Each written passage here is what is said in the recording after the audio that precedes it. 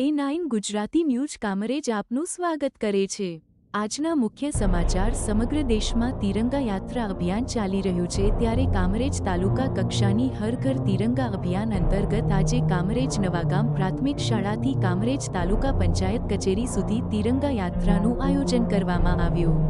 આ તિરંગા યાત્રામાં તાલુકા જિલ્લામાંથી ચૂંટાયેલા તમામ પદાધિકારીઓ હાજર રહ્યા હતા। આ યાત્રા ડીજે સાથે ભારત માતા કી જયના નારા સાથે અને દેશભક્તિના ગીતો સાથે આ તિરંગા યાત્રા કાઢવામાં આવી। સાથે આજુબાજુના ગામોના સરપંચશ્રીઓ, તલાટીઓ, શિક્ષકગણ તેમજ વિદ્યાર્થીઓ આ યાત્રામાં જોડાયા હતા। સાથે સાથે આ યાત્રામાં પોલીસ બેન્ડ પણ જોડાયો હતો।